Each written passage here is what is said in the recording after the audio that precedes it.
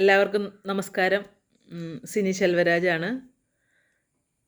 ഒരു സമ്മേളനത്തിൻ്റെ ഏറ്റവും പ്രധാനപ്പെട്ട കാര്യമെന്ന് പറയുന്നത് ഉദ്ഘാടനമാണ്. ഉദ്ഘാടനം ചെയ്യാൻ വരുന്നത് ഒരു സെലിബ്രിറ്റി ആണെങ്കിൽ ഇതൊന്നും ശ്രദ്ധിക്കേണ്ട ആവശ്യമില്ല. അവർ വന്ന് നാടൻ മുറിക്കും, വിളക്ക് കത്തിക്കും. ചുരുങ്ങിയ വാക്കുകളിൽ ഉദ്ഘാടനം കഴിഞ്ഞ് വേദി ഒഴിയും. പക്ഷേ ഒരു വലിയ രീതിയിലുള്ള സമ്മേളനങ്ങളോ പൊതുയോഗങ്ങളോ ഒക്കെ നടക്കുമ്പോൾ അവിടെ ഉദ്ഘാടനം ചെയ്യുന്ന വ്യക്തി നമുക്ക് ഉദ്ഘാടനം ചെയ്യാനായിട്ട് സമ്മേളനം നമ്മളെ ആ കാര്യം ഏൽപ്പിക്കുമ്പോൾ അവർക്കൊരു വിശ്വാസമുണ്ട്, നമ്മളത് വളരെ ഭംഗിയായിട്ട് ചെയ്യും എന്നുള്ളത്.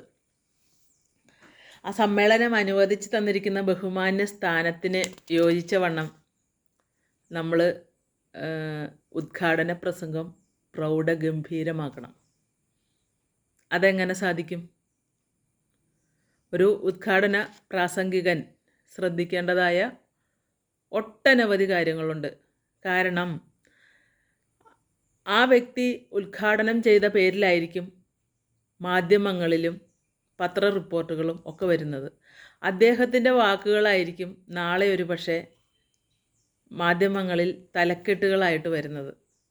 അതുകൊണ്ട് തന്നെ ഉദ്ഘാടനം ചെയ്യുന്ന വ്യക്തി വളരെയധികം സശ്രദ്ധയോടുകൂടി വളരെ ഗംഭീരമായി വളരെ മനോഹരമായി ആ ചടങ്ങിനെ ഏറ്റവും അധികം പ്രൗഢഗംഭീരമാക്കണം. അതെങ്ങനെ സാധിക്കും? സ്വാഗതം മുതൽ നന്ദി വരെ എന്ന പ്രസംഗ പരിശീലന ക്ലാസ്സിലൂടെ നമുക്കൊരു ഉദ്ഘാടനം ചെയ്യാൻ അവസരം കിട്ടിയാൽ ആ ചുരുങ്ങിയ സമയം കൊണ്ട് ഒരു ഉദ്ഘാടന പ്രസംഗം നല്ലവണ്ണം അവതരിപ്പിക്കാൻ നമുക്കും പഠിക്കാൻ പറ്റും.